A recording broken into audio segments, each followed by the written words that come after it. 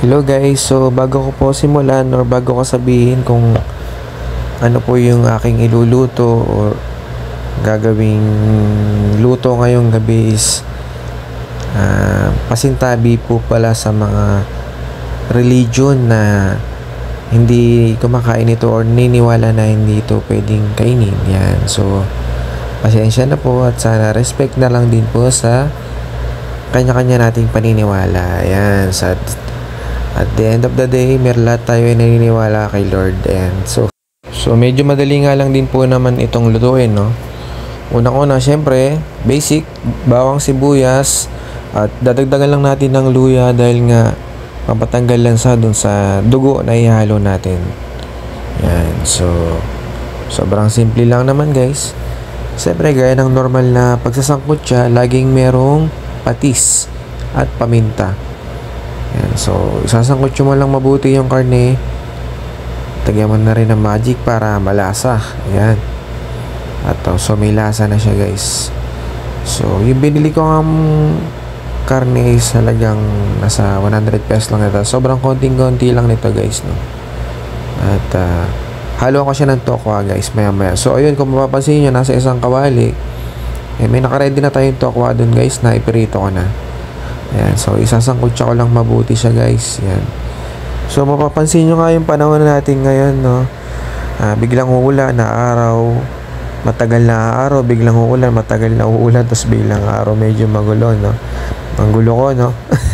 Ayan, so ayan, tibalay na nga natin yung ating niluluto. Ayan, so basta lagi lang natin ingatan yung ating sarili. Kung sobrang mabigat yung trabaho, kailangan nating mag-vitamins o kumain ng mga masustansyang pagkain guys, para panlaban natin sa mga sakit. Ayan. So syempre, at tamang pahinga din.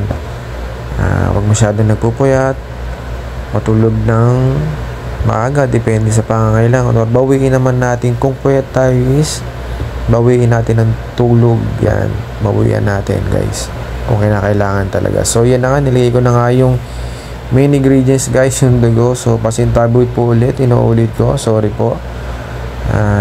So yan po talaga yung ingredients yan. So sinala ko nga guys para yung mga impurities nya is mahiwalay, no? Yan, so feeling ko hindi naman sa purong-puro, no? Kasi alam mo naman sa palengke may halo na yan ng konti. So nilagyan ko nga siya ng konting toyo guys. At so masarap sana guys yung bagong katay, no? Yung talagang sobrang malapot yung dugo niya pag niluto nyo, talagang sobrang malasa sa guys. So yun nga, nilagyan ko na ng suka at tatapan ko na siya at pakulang ko ng konti. So wala nga ako ceiling green na bili guys. So kung ano lang yung merong stock sa rep, kaya ng lagi kong ginagawa. Different methods but the same result lang din naman tayo guys. So yun nga, syempre pampaganda rin talaga pag green yung sili, magandang tingnan guys. So parang super healthy talaga pag lagi ka nakakita ng green sa pagkain at nakakagaan ng kainin talaga. At nalagay ko na nga yung anong tawag na rito, tokwa. Nagloading si Jantino guys. O yan guys, so medyo parang lumalapot na nga siya, no? So medyo inedit ko na lang dito at pinas forward ng konti. At talagang pinakulang ko siyang mabuti. Make sure ko na lutong-luto yung dugo. Ayan.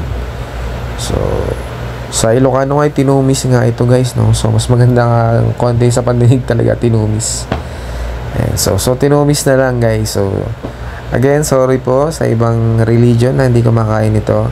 So sana respect po natin yung isa't isa. Ayan. So malapit na nga maluto to guys, no? At matagal nga tayong walang upload kasi baka magsawa na nga po kayo. So ayan nga, tinikman na ni Mrs. ay hindi pala, kumain na kami. Kasi sobrang salamat nga guys sa lahat ng sumusuporta. God bless you all.